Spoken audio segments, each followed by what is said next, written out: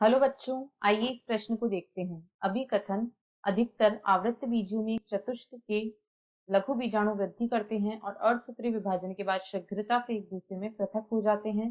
कारण आर्किडेसी और एस्क्लिपिडेसी कुलों में बीजाणु धानी के सभी परागकण संगठित रहकर एक सघन संरचना बनाते हैं जिसे पॉलिनियम कहते हैं। ए और आर दोनों सत्य हैं और आर ए की सही व्याख्या है।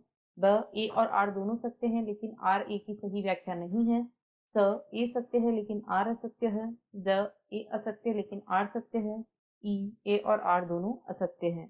इस प्रश्न की जो मुख्य अवधारणा है, मुख्य अवधारणा वह है लघु बीजाणु चतुष्क। लघु बीजाणु चतुष्क। यहाँ हम देखेंगे कि लघु बीजाणु चतुष्क क्या होता है, किस प्रकार से इसका निर्माण होता है।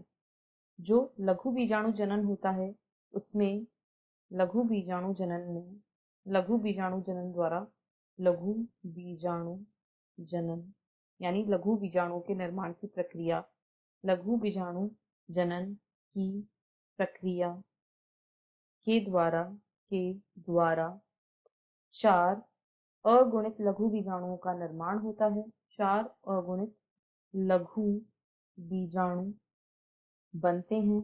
4 अगुणित लघु बीजाणु बनते हैं और ये आपस में एक चतुष्क के रूप में जुड़े रहते हैं। ये चतुष्क के रूप में जुड़े रहते हैं जिसे लघु बीजाणु चतुष्क कहा जाता है।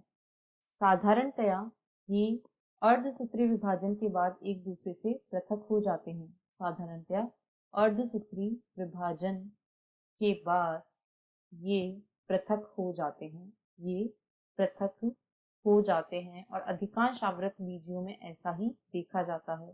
परंतु कुछ कुलों जैसे आर्किडेसी और एस्क्लिपिडेसी में ये जो परागकण होते हैं, एक बीजाणुधानी के सभी परागकण एक सघन संरचना का निर्माण करते हैं, एक सघन संरचना बनाते हैं जिसे पॉलिनियम कहा जाता है।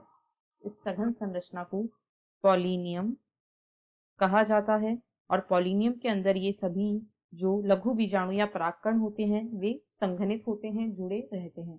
अब यदि अभिकथन को देखें तो इसमें कहा गया है अधिकतर आवृत बीजों में एक चतुष्क के लघु बीजाणु वृद्धि करते हैं और अर्धसूत्री विभाजन के बाद शीघ्रता से एक दूसरे से पृथक हो जाते हैं। बिल्कुल सही है। कारण दिया गया है आर्किडेसी और एस्क्लिपिडेसी कुलों में बीजाणुधानी के सभी परागकण संगठित रहकर एक सघन संरचना बनाते हैं जिसे पोलिनियम कहते हैं, तो यह भी सही है। परंतु जो कारण है वह अभिकथन की सही से व्याख्या नहीं कर रहा है, यानी ब इस प्रश्न का सही उत्तर है। ए और आर दोनों सत्य हैं लेकिन आर ए की सही व्याख्या नहीं है। आशा है आपको प्रश्न समझ आया होगा। धन्यवाद।